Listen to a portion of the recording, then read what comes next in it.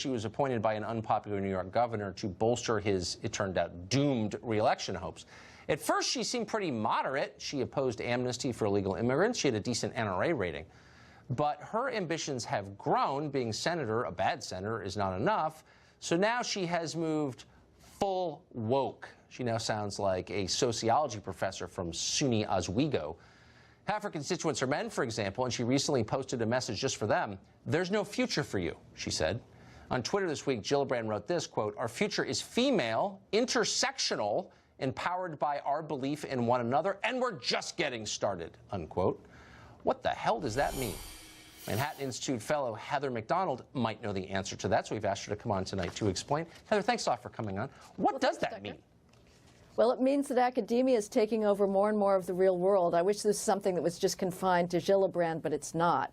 Yeah. It means that feminism has ambitions to take over civilization, and when that happens, you can say goodbye to civilization. They're trying to disappear males. They're committed to a narrative that America is a rape culture, is oppressive, is sexist, is racist.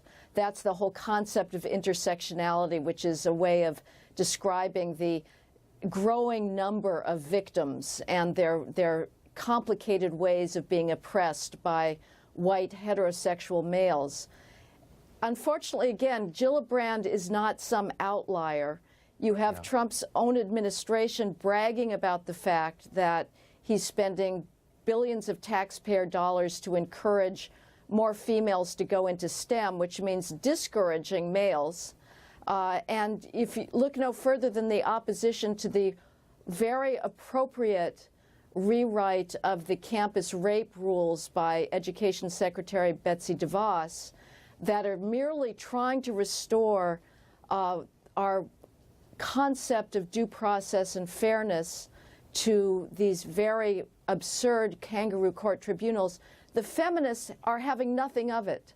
So feminism is really at odds with the civilizational legacy that we have inherited that we have to preserve at all costs. Can I ask you a really simple, quick question? Why would a group, any group, want to poison the relationship between men and women, which is the building block of everything that's good in the world?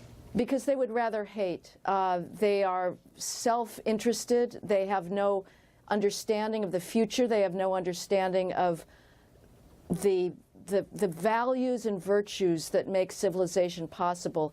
And they're simply seizing power and are in a manic rage to efface males. And this sounds hyperbolic, Tucker, but you look around at institution after institution that has been taken over by feminists and the absurd diatribes that are launched against males, and that's the only conclusion you can reach. Well, you know, maybe 5 years ago I was thought, you know, that Heather McDonald, nice, kind of a hothead. Now I think you're absolutely right, and I think you're really brave for saying it as clearly as you do, and I'm grateful that you did tonight. Thank you. Thank you, Tucker.